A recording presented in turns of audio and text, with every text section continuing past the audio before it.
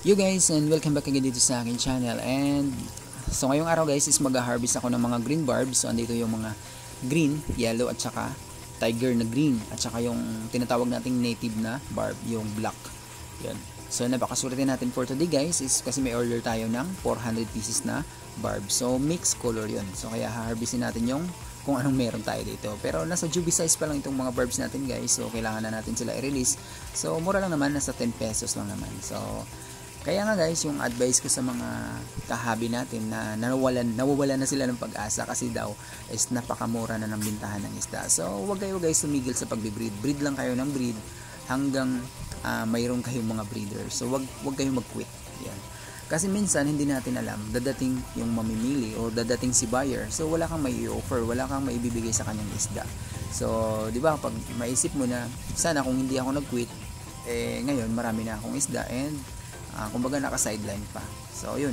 So advice ko guys, huwag kayong mag-quit dun sa mga kahabi natin na nanghihinaan lang ng loob kasi wala masyadong bintahan yung isda. Kasi hindi rin natin kasi guys masasabi na kumbaga maintain yung bintahan ng ornamental. Kasi minsan guys, meron talagang makunat, kumbaga seasonal. Merong makunat, meron ding malakasan yung binta. Kaya pag makunat yung binta, kumbaga wala masyadong binta ngayong buwan, hindi ibig sabihin nun na magkukwit ka na sa pagbe-breed or sa pag-aalaga. Okay lang yun guys.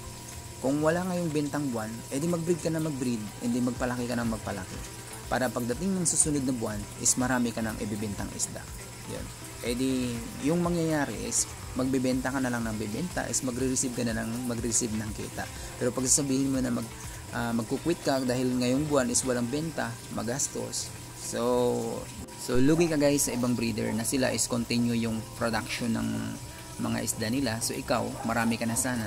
Kaso lang, tinamad ka or nag-quit ka dahil nga mababa yung benta and makunat na yung bentahan kasi marami ng breeder and that time, hindi mo alam pala na nag-quit din yung mga breeder na kasamahan mo. So dapat sana, kung hindi ka nag-quit, is isa ka sa natira ngayon.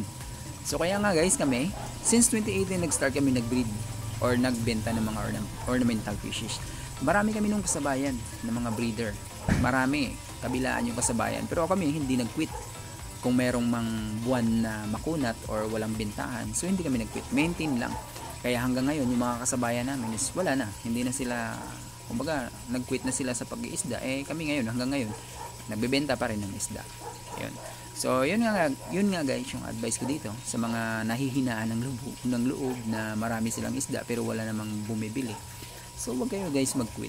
Darating yung time na mabebenta ulit yung ornamental fishes. Yun. And thanks for watching again guys. And yun, don't forget again to subscribe on my channel.